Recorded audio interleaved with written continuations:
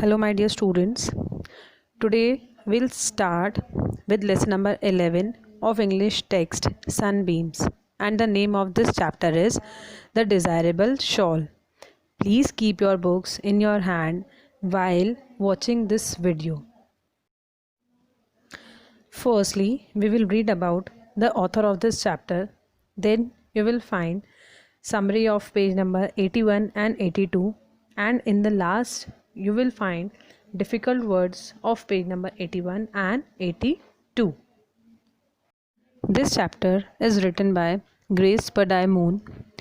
She was born in 1884 and died in 1947. She is a well-known American author of children's book. बच्चों के लिए books लिखती थी ये. She is also known for her paintings of Indian children and several book on Indians. Indians के ऊपर भी इन्होंने बुक्स लिखी हैं. Her renowned works are Runaway Papoose and Indian Legends in Rhyme. This is Grace Pardai Moon. Now we'll start with a summary of page number 81. Paragraph starts with what matters, that is left side, and this summary ends on page number 82, that ends with cotton dress on the left side of your book. Okay students, let's talk about the characters first. First character is Chivi, a 7-year-old girl, her mother, third shopkeeper or trader, and fourth an English man. They are the main four characters in this chapter. Okay, this chapter starts with a beautiful shawl. Chivi, she could see that clear across in the trader's store, dark blue on one side and glowing red on the other. वो एक shawl देखती है trader के store पे जो कि dark blue colour की होती है और ग्लोइंग रेड कलर का उस पर बॉर्डर होता है. And it looked warm and soft. वो बहुत वार्म और सॉफ्ट होती है. Cheevee saw the look in her mother's eyes and she thinks that my mother shall have that shawl. The good spirit made that shawl to be for my mother. Means जिसने भी ये shawl बनाई है red और blue colour की, ये shawl सिर्फ मेरी माँ के लिए बनाई है जो उसने ट्रेडर के स्टोर में देखी थी. Trading day has come means व्यापार करने का दिन था. And in the early morning Cheevee and her mother kept their food and clothing to trade in the wagon of महापेटी. मीन्स चीवी और उसकी मम्मी ने, उसकी जो मदर थी, उन्होंने, वैगन मीन्स होता है घोड़ा गाड़ी, उस घोड़ा गाड़ी में उन्होंने अपना फूड रखा, अपनी क्लोथिंग रखी, ट्रेड करने के लिए, व्यापार करने के लिए. It was a very long ride and in the bumpety old wagon from the high mesa town to the canyon store, a ride over the white desert of many changing colors and up and down sandy washes, but it was a ride that Chivi dearly loved and of which she was never tired. Means ये एक बहुत लंबी ride हुआ करती थी. bumpty old wagon, bumpty is a word available in your book, that means बहुत rough रास्ता था. हाई मेसा एक हिल थी, एक कैनियन यानी कि एक छोटा स्टोर था जहाँ पे वो जाया करते थे. डेजर्ट अपना कलर बदलता रहता था and very ups and downs were there. But ये एक ऐसी राइड थी that Chivi dearly love. Chivi इस राइड को बहुत पसंद करती थी और इस राइड को करने से वो कभी नहीं थकती थी. Of which she was never tired. She loved that ride.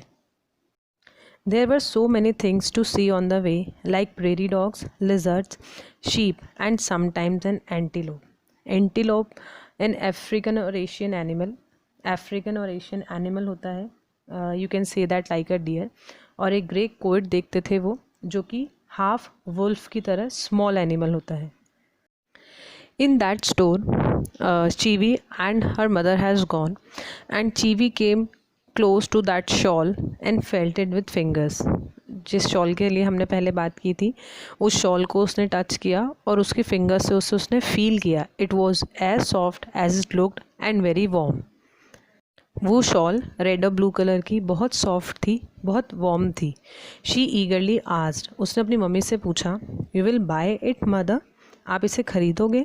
Her mother shook her head a little sadly. उसकी मम्मी ने थोड़ा सा दुखी होते हुए अपना सिर नहीं हिला दिया, no. We won't buy it. She said, we must trade today for food and not for the things we do not need. हम ट्रेड कर रहे हैं सिर्फ हमारे खाने के लिए, उन चीज़ों के लिए नहीं जिनकी हमें ज़रूरत नहीं है. Cheevee said, but you need this shawl, you know my mother that you need it. Cheevee कहती है, मैं जानती हूँ कि आपको इस शॉल की नीड है. But her mother said, we will not speak of it more. अब हम इसके बारे में ज़्यादा बात नहीं करेंगे. And she spoke to the trader of the flour and sugar and grain that she needed. उसकी मम्मी फिर ट्रेडर से बात करने लगे, उस व्यापारी से, आटे के बारे में, शुगर के बारे में और जितने भी अनाज की उन्हें ज़रूरत थी उसके बारे में. Cheevee stood looking down at the shawl and thought, my mother have this shawl.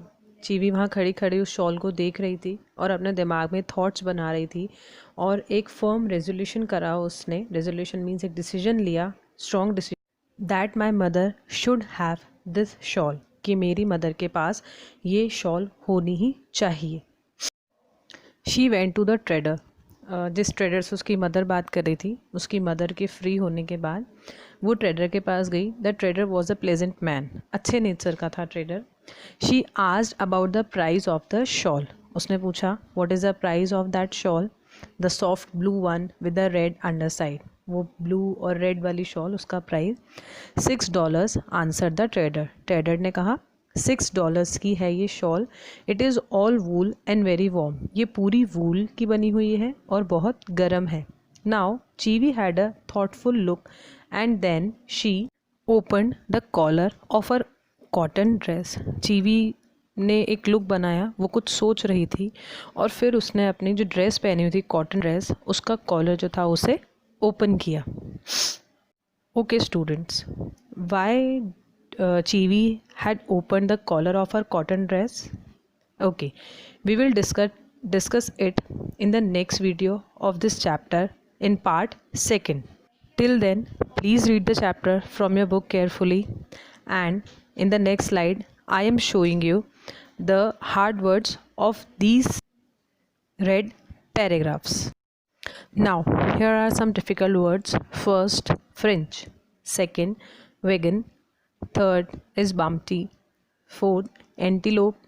5, coyote. And 6th, resolution.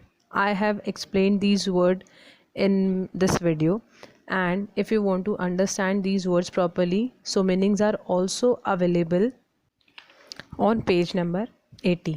So please, I request you to read the chapter carefully, learn the spellings of these words, and please read the meanings as well. Okay, till then, stay safe. Bye bye, take care.